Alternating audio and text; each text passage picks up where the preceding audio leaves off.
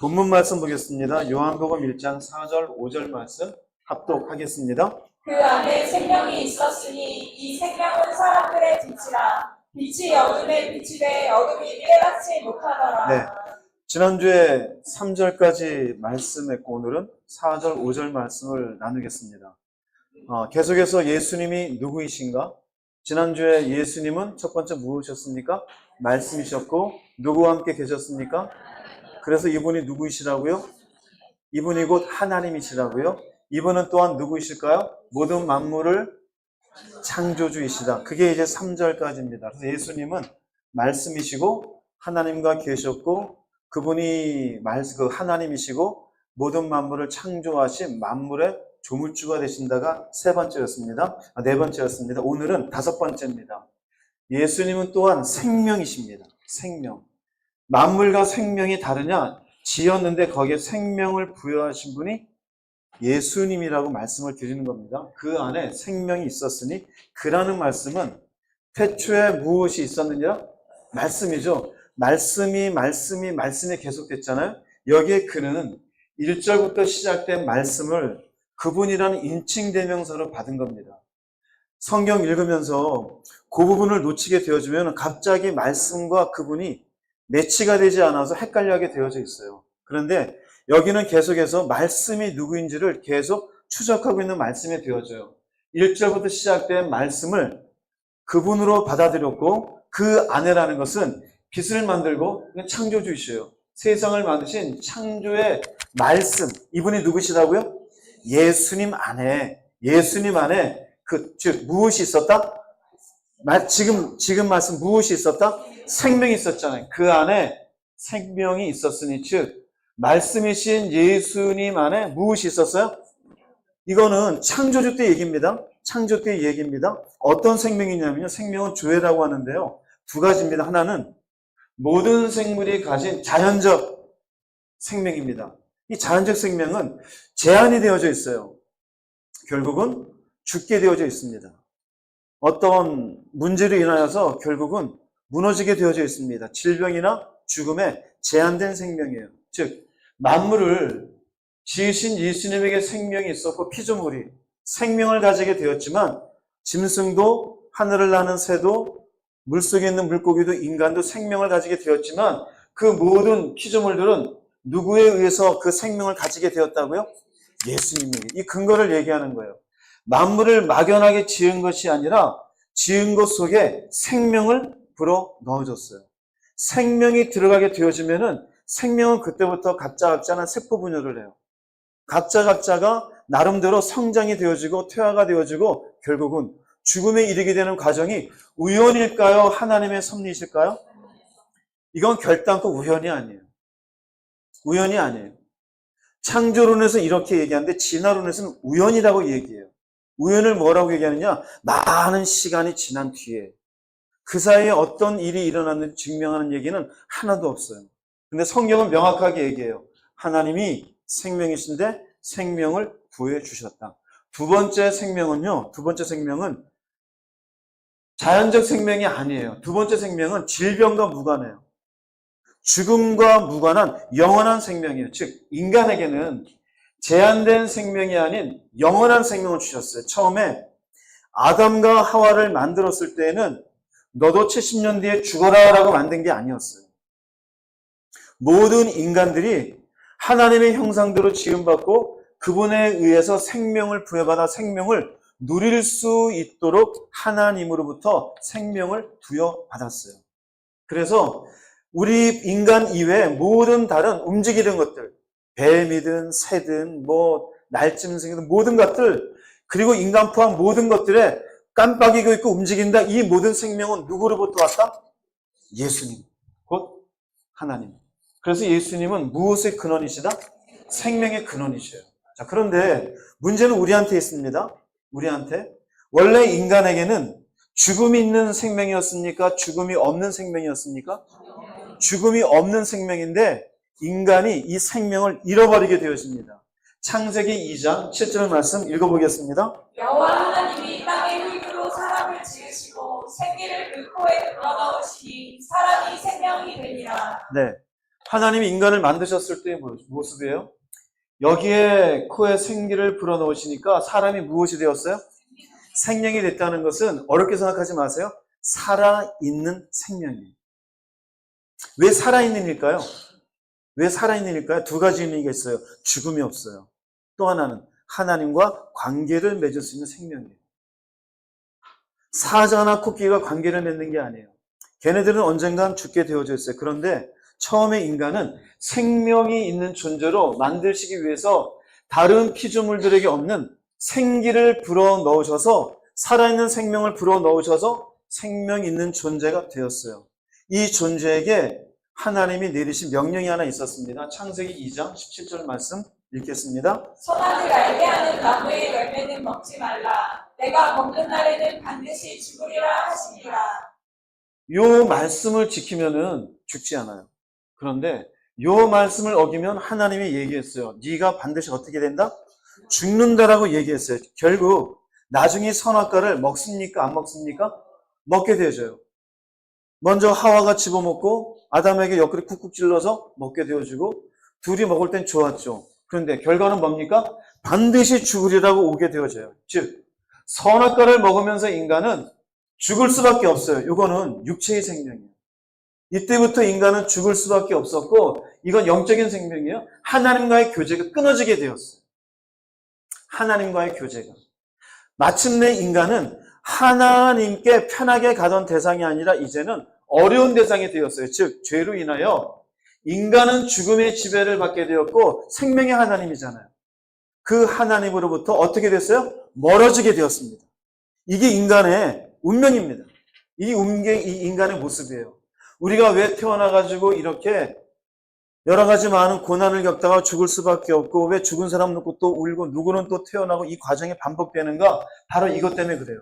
결국 죄라고 하는 것은 하나님의 말씀에서 어긋났을 때가 죄가 되어져요. 흔히 그것을 우리가 많이 배웠잖아요. 관역에서 벗어나다. 제가 가져왔어요. 관역에서. 어제 봤죠? 네. 멋있었죠? 네. 관역에서 벗어나면 그게 죄가 되어져요. 그 관역은 하나님의 말씀이에요. 말씀에서 벗어나는 우리는 여전히 말씀에서 벗어나도 괜찮다고 생각해요. 아니요, 그렇지가 않아요. 우리 원래 인간이 하나님에게 주신 피조물인 인간은 창조주 되신 하나님의 말씀 가운데 살 수 있도록 만들어졌는데 우리가 결국 그 말씀을 어겼어요. 죽을 수밖에 없는 존재가 되었어요. 이것을 신약에 와서 바울이 이렇게 편하게 얘기합니다. 로마서 5장 12절 말씀 읽어보겠습니다. 그러므로 한 사람으로 말미암아 죄가 세상에 들어오고 죄로 말미암아 사망이 들어왔나니 이와 같이 모든 사람이 죄를 지었으므로 사망이 모든 사람에게 이르렀느니라. 죄는 한 사람 아담이죠. 그런데 보세요. 모든 사람이 죄를 지어요. 원래 사망이 있었어요? 없었어요? 없었죠. 여기에 들어왔대요? 원래 있었대요? 들어왔죠. 우리에겐 사망이 있었어요? 없었어요? 없었어요. 그래서 모든 사람이 죄를 지었으므로 사망이 모든 사람에게 이르렀어요? 안 이르렀어요? 이르렀어요. 결국 우리 모두는 죽는다 안 죽는다? 그래서 우리가 생명을 잃은 인간이 된 거예요. 생명을 잃은 인간이에요. 왜 나는 자꾸 10년 전하고 다를까? 그럼 어쩔 수가 없어요. 올려봐야 한계가 있어요. 여기 넣어봐야 풍선밖에 안 돼요. 어쩔 수가 없어요. 결국 시간 지나면 가게 되어져 있습니다. 왜요? 생명을 잃은 존재이기 때문에 그렇습니다. 그런데 이런 존재들을 불쌍히 여기시사 하나님이 자신의 독생자를 보냅니다. 한 사람 아담으로 인해서 사망이 들어왔어요. 또 다른 한 사람 예수께서 등장하십니다. 그게 바로 예수님이 이 땅에 오신 성육신의 사건이 되어져요. 우리가 예수님 하시는 이유가 그 예수께서 우리에게 생명을 부여하시기 위해서 이 부분은 지난주 말씀에 말씀드렸잖아요. 원래 하나님인데 형상이 있으셨다 없으셨다? 네, 벌써 잊었죠. 네, 제가 나중에 또 설명할게요. 벌써가 아니라 형상을 없었는데 형상이 없으셨는데 종의 형상을 가지사 이 땅에 오셨어요. 무엇 때문에요? 우리에게 무엇을 주시기 위해서? 생명을 주시기 위해서 이 땅에 오신 것이에요. 잃어버렸던 인간인데, 자, 그래서 예수님께서는 다시 생명을 비추시는데 로마서 5장 18절 말씀 읽어보겠습니다. 그런즉 한 범죄로 많은 사람이 정죄에 이른 것 같이 한 의로운 행위로 말미암아 많은 사람이 의롭다 하심을 받아 생명에 이르렀느니라. 네, 이 말씀을 보시면 한 범죄로 많은 사람이 정죄에 이르렀어요. 내가 죄 지은 것도 아닌데 아담이 죄 지었는데 왜 내가 죄인이라 그러냐? 이게 결국 한 사람 때문에 모든 사람이 정죄함 받은 거예요. 그런데 밑에 억울할 것이 없는 게 한 의로운 행위로 말미암아 누가 했을까요? 저 의로운 행위는 예수님께서 많은 사람이 의롭다 하심을 받아 어디에 이르게 되어졌어요? 생명에 이르게 된 거예요. 누구 때문에요? 예수님 때문에 생명에 이르게 됐어요. 아담의 범죄로 우리가 사망에 이르게 되어졌는데 예수께서 이 땅에 오시면서 생명을 잃은 인간들에게 생명을 부여하신 거예요. 그게 예수님의 이 땅에 의로운 행위라고 여기가 표현된 거예요. 로마서 6장 23절 말씀 읽어보겠습니다. 죄는 죽음이지만 하나님께서 거둬주시는 선물은 우리 주 예수 그리스도 안에 있는 영원한 생명입니다. 예, 우리에게 주시는 선물은 생명이에요. 자, 지금 누군가 우리에게 칼을 가지고 우리에게 위협을 하면은 무서워요, 안 무서워요? 이 무서움을 방어하기 위해서 이걸 방어할 수 있는 방법이 있으면 무슨 수를 써서라도 막습니까? 안 막습니까? 막아요. 왜 그래요? 칼을 들고 있으면 내가 어떻게 될 수 있어요? 내가 무엇을 소중히 여겨요? 근데 내가 갖고 있는 이 생명도 언젠가는 죽어요, 안 죽어요? 죽어요, 여러분. 없어져요. 죽게 돼 있어요. 그런데 여기는요, 무슨 생명이라고 써 있어요? 영원한 생명이에요. 귀합니까? 귀하지 않습니까? 귀한 거예요. 그러니까 영원한 생명이 우리는 잘 먹으려고 그래요. 왜요? 건강하게 살려고. 열심히 운동하려고 그래요. 오래 살려고. 편안하게 살려고 그래요. 이 육신이 그나마 덜 피곤하려고. 그런데 언젠가는 70이요, 80이요, 90이요, 100세 되면은 결국은 다 갈 수밖에 없잖아요. 그런데 생명의 그런 대신 예수께서는 우리에게 무엇을 주기를 위해서 오셨다고요? 영원한 생명. 이것을 줄여서 우리가 흔히 말하는 영생이라고 이야기하는 거예요. 자, 이제 이 말씀을 왜 드렸냐면은 다시 이제 요한복음 1장으로 돌아갑니다. 요한복음 1장 4절 말씀 읽어보겠습니다. 그 안에 생명이 있었으니 이 생명은 사람들의 빛이라. 자, 여기에서 그 안에 생명이 있었으니 조금 전에 설명드렸어요. 그러죠? 예수님 안에 생명이 있었어요. 이 생명은 사람들의 빛이란 이 사이에 뭐가 있냐면요. 여기에 생략 때문에 제가 지금 설명드린 게 있어요. 우리가 생명을 잃어버렸는데 우리에게 생명을 주시기 위해서 예수님이 오셨다라는 거예요. 즉 성육신 하시기 전에도 예수님은 생명이셨고 성육신 이후에도 예수님은 우리에게 무엇을 주시기 위해 오셨다? 생명을 주시기 위해 오신 것이에요. 생명을 주시기 위해서. 자, 그래서 여기에 이 생명은 사람들의 빛이다라고 하는 것은 성육신 이후에 우리에게 새로운 영원한 생명을 주시기 위해서 이 땅에 오신 예수 그리스도 이분은 이게 이 생명은 이라고 하는 얘기예요. 이해되세요? 이 생명은 사람들의 빛이랍니다. 그래서 여기 있는 이 생명을 요한복음 1장에는 태초에 말씀이 계시니라는 이 말씀과 연결을 짓자면 이 말씀은 말씀 안에 있는 생명이에요. 사람들의 빛이라는 것은 죄와 죽음의 지배를 받는 인간의 어둠을 비치는 빛이에요. 우리는 죄 가운데 어둠 가운데 살면서 결국 예수께서 우리에게 주기를 바라셨던 것은 생명이라고 하는 것을 우리에게 주기를 원하는데 인간이 그걸 모를 뿐이에요. 인간이 모르는 거예요. 우리는 결국 내가 지금 열심히 최선을 다하고 내가 어떻게든지 살아보려고 애쓰는 게 어떻게든 먹고 살라고 하잖아요. 그게 생명이잖아요. 그런데 그거는 일시적이고 한계가 있는 생명이에요. 주님이 우리에게 주시는 것은 이런 죄와 어둠의 지배 속에 죽을 수밖에 없는 생명이 아니라 거기에서 영원한 생명을 얻을 수 있는 빛을 비추는 생명임을 믿으시기를 바랍니다. 이게 바로 예수께서 이 땅에 오셔서 우리에게 비추는 그 안에 생명이 있었으니 이 생명은 사람들의 빛이다라는 얘기예요. 자, 그 다음 뭐냐면요. 이런 예수께서 우리에게 영원한 생명을 주시기에 오셨으면 우리가 이것을 받아 누리는 것이 옳을까요? 옳지 않을까요? 옳은 거겠죠. 우리에게는 얼마나 큰 축복입니까? 그런데 그 다음 성경에 나오는 거예요. 생명을 거절하는 인간들. 요한복음 1장 5절 말씀 읽어보겠습니다. 빛이 어둠에 비치되 예, 빛이 어둠에 비쳐요. 빛이 어둠에 비치는데 이 어둠의 특징이 뭐냐면요. 어둠은 무지입니다. 무지예요. 여러분 집에 돌아가셔서 오늘 말씀 다 잃어버려도 좋아요.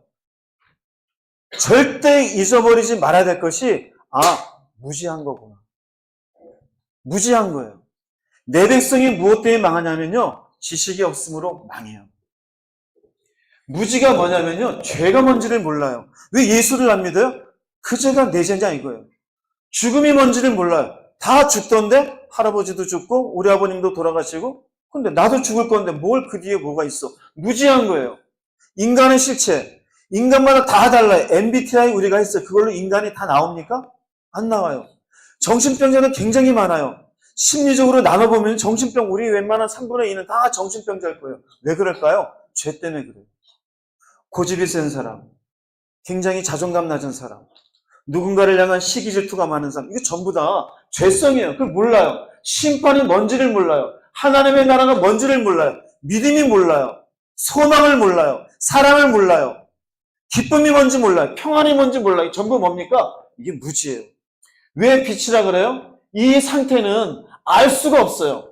우리가 지금 이 상태에 밤이 되어서 모든 불을 끄고서 여기다가 동전 하나 던져놓으면 그게 어딘지 찾을 길이 있어요? 없어요?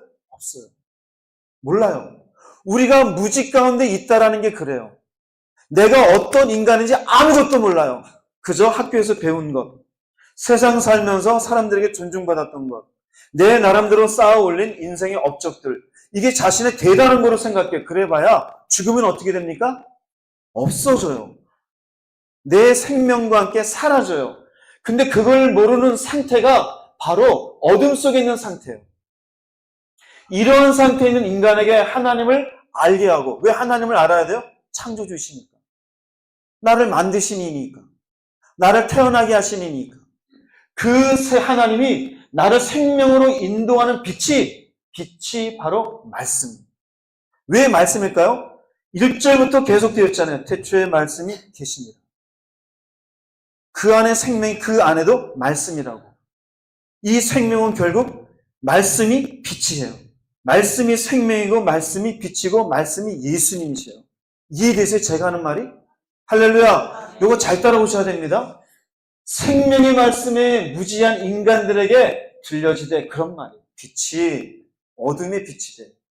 즉 무지한 사람들에게 여러분들이 무지하다는 게 아닙니다. 지금 여러분들에게 조금이나마 말씀을 통해서 제가 무엇을 비추고 있는 거예요? 빛을 비추고 있는 거예요. 어떤 빛일까? 앞에 하나 더 붙이면 생명의 빛이에요. 그래서 이 앞에서 선포되는 말씀은 일반 연사들이 나와서 연설하는 것하고 달라요. 그 연설은 지식을 줘요. 그냥 인포메이션이에요. 이것은 생명을 주어요. 어떤 생명이라고요? 영원한 생명.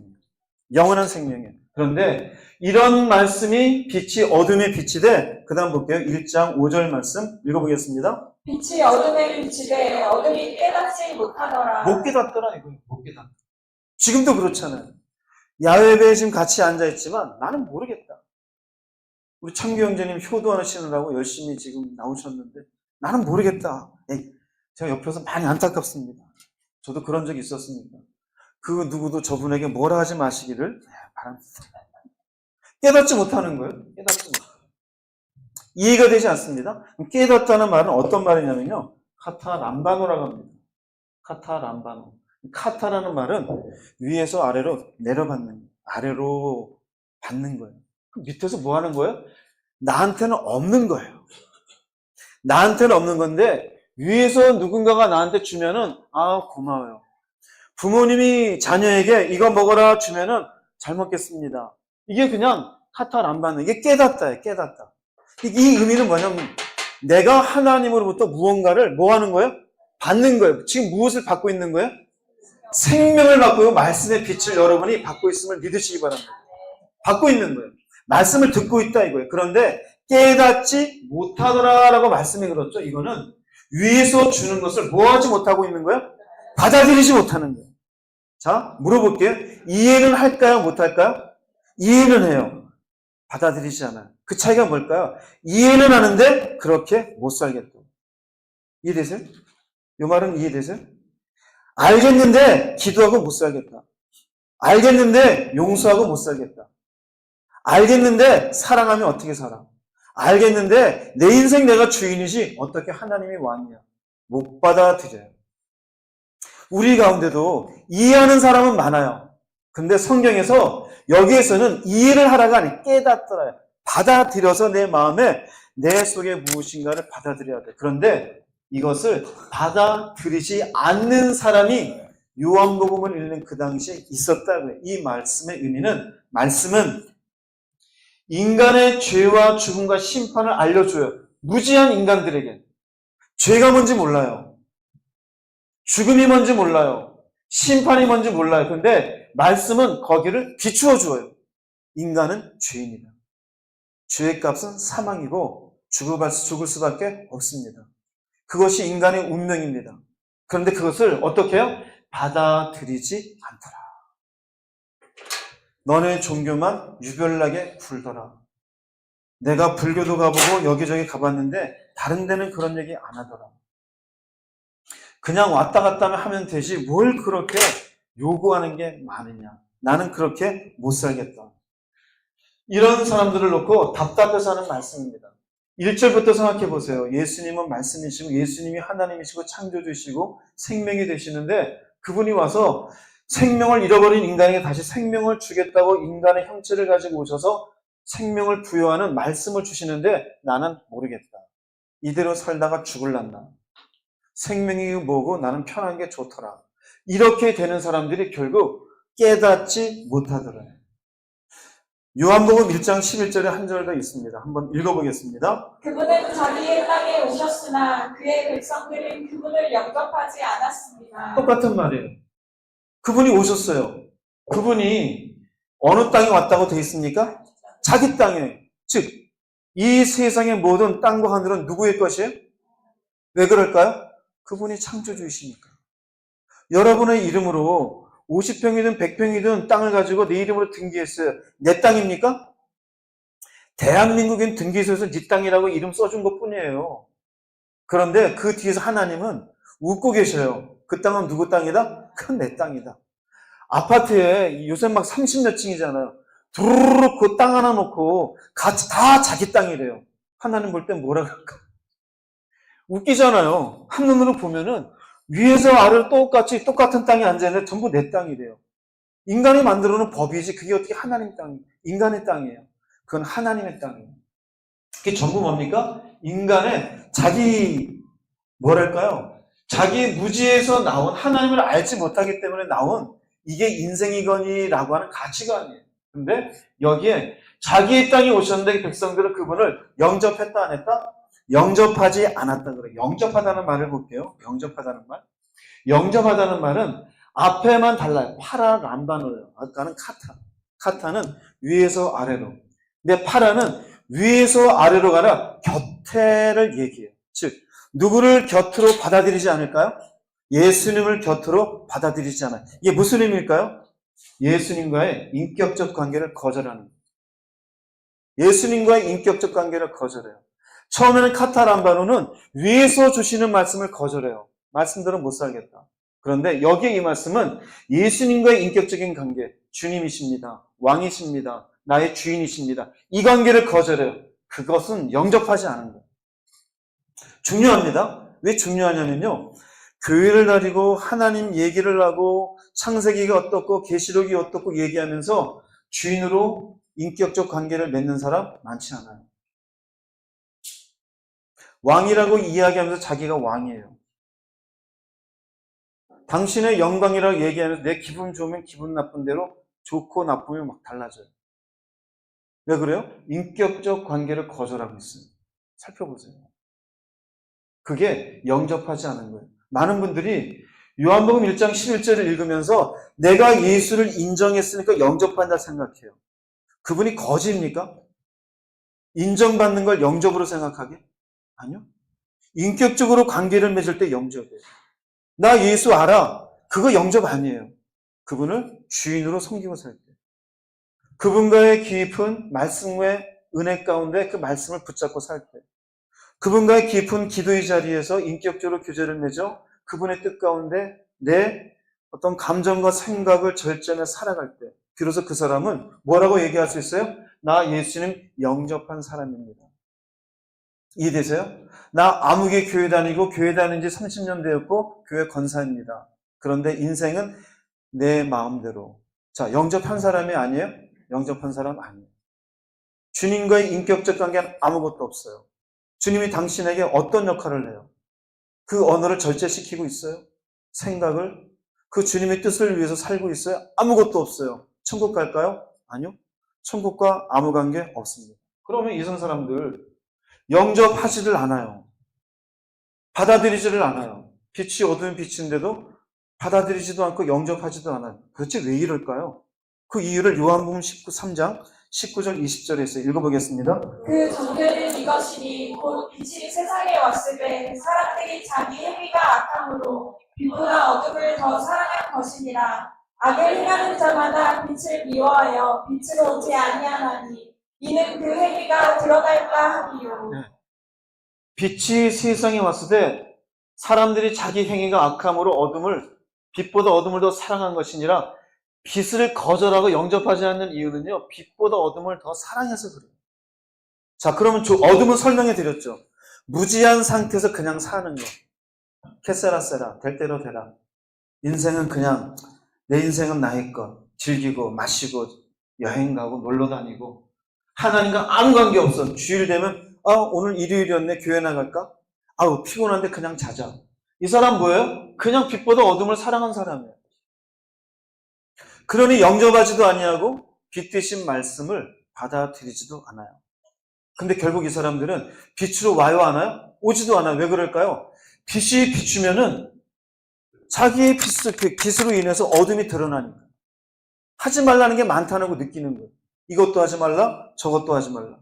이러지 말아라, 저것도 하지 말아라. 왜요? 그 빛에 의해서 악이 드러나니까. 저 악이라는 것은 말씀에서 벗어난 거예요. 거짓말하지 말아라. 화내지 말아라. 용서해 주어라. 근데 그런 것들을 난 싫어. 어떻게 그래? 그 교회만 왔다 갔다 해요. 그 사람은 일체 영접하지 않은 사람이에요. 하나님의 나라와 아무 관계 없습니다. 그 의미는 주님이 생명을 주시기 왔는데 그 사람에게 생명이 있다 없다? 생명이 없습니다. 나중에 가서 여러분들이 천국 가서 한번 보세요. 눈여겨보세요. 가시는 분은 가장 억울해할 사람들이 누군지 아세요? 교회 나오고 지옥 가는 사람. 차라리 교회는 안 나오고 지금 이 시간 바깥에 놀면 얼마나 놀거리가 많아요. 가평에 뭐하러 옵니까? 나가서 놀려면 술 마시고 여행하고 얼마나 좋아요? 그런 거 안 하고 왔어요. 그런데 나중에 지옥 갔어요. 왜 그래요? 영접한 일이 없어요. 그럼 주님이 물어요. 너는 나를 영접하지 않았잖아. 영접했었는데 언제? 주님의 음성교회에서. 그때 이 목사가 얘기하지 않았는 영접의 의미가 뭔지를. 나랑 인격적 관계를 지금 한번 맺어봤냐? 저 예수님 이름 얼마나 많이 불렀는데 내가 너한테는 추상적인 이름의 대상이었냐? 나는 살아있는 하나님인데. 나는 너와 얘기하고 싶었고 너의 인생을 인도하고 싶었고 말씀 가운데 살기를 바랬는데 너가 산 것은 무엇이었느냐? 소리나 지르고 고집이나 부르고 너 마음대로 살았지. 그건 생명과 아무 관계 없어요. 할렐루야. 여러분은 어느 상태에 있는지 볼 수 있기를 바랍니다. 요한복음 17장 3절 말씀 읽어보겠습니다. 영생은 곧 유일하신 참 하나님과 그가 보내신 자 예수 그리스도를 아는 것이니이다. 네, 영생이잖아요. 영원한 생명은 결국 누구를 알아야 돼? 예수님을, 하나님 일단 뺍시다. 예수 그리스도를 아는 것이. 이 아는 것이 1절부터 쭉 얘기하는 내용이에요. 예수가 누구인지. 예수님 말씀이시고, 예수님 하나님과 함께 계셨고, 예수님 하나님이시고, 예수님 창조주시고, 예수님은 생명이시고, 그 생명 되신 예수님을 빛으로 말씀이 비추어져서 내가 받아들여서 인격적 관계를 맺는 것. 그게 예수 그리스도를 아는 것이에요. 즉, 예수님의 십자가와 그의 말씀을 믿음으로 받아들이는 사람입니다. 그래서 그 예수를 인격적인 관계를 맺으며 살아가는 사람이 그 사람에게 무엇이 주어져요? 영생이에요. 그 사람에겐 태초에 하나님이 인간에게 주었던 그 생명이 다시 예수의 은혜를 통해서 그 사람에게 수여가 되는 거예요. 그런 수여자가 되시기를 주의 이름으로 축복합니다. 받으셔야죠. 어제도 철로 역정 보면은 예수님 한 번 믿고 끝난 것 같아요? 그렇지 않잖아요. 그렇죠? 가는 중간중간 마귀는 끊임없이 나타나죠. 할 수만 있으면 다시 세상으로 데리고 가고 싶어 하잖아요. 데리고 가고 싶어. 그럴 때마다 다시 말씀이 그리고 하나님의 은혜가 다시 한번 나를 붙잡아서 가게 하는 거잖아요. 그 참 영화 잘 만든 것 같아요. 끝에 소망이 있잖아요. 소망이가. 우리 안에 소망이 있어야 돼요. 그래야 이겨낼 수 있어요. 그 소망은 바로 생명입니다. 생명. 여러분, 생명을 향해서 가시기 바랍니다. 내 목숨 지키기 위해서도 목숨 걸고 싸우는 판에 영원한 생명이라고 하는 것을 우리에게 주시기 위해 주님이 오셨고 길이 열려져 있는데 왜 안 갑니까? 가야죠. 이 생명을 누리기를 주의 이름으로 축복합니다. 결론을 내리겠습니다. 요한복음 1장 1절에서 5절까지 다시 한번 쭉 읽어보겠습니다. 태초에 말씀이 계시니라. 이 말씀이 하나님과 함께 계셨으니 이 말씀은 곧 하나님이시니라. 그가 태초에 하나님과 함께 계셨고 만물이 그로 말미암아 지은 바 되었으니 지은 것이 하나도 그가 없이는 된 것이 없느니라. 그 안에 생명이 있었으니 이 생명은 사람들의 빛이라. 빛이 어둠에 비치되 어둠이 깨닫지 못하더라. 네. 예수님을 알아야 된다 그랬잖아요. 단언코 말씀드리는데 지난주부터 이번 주까지 말씀드린 이것만 여러분이 마음에 잘 품으시면 제가 하나님 앞에 가서 옆에서 크게 외칠 수 있어요. 이 사람은 예수님 아는 사람입니다. 이것만 여러분들이 마음에 싹 새기세요. 예수님을 바라보세요. 영생은 예수 그리스도를 아는 것이에요. 예수님은 말씀이에요. 이 말씀이 하나님과 계셨어요. 이 말씀은 하나님이셔요. 이 말씀에 의해서 우리도 지음받았어요.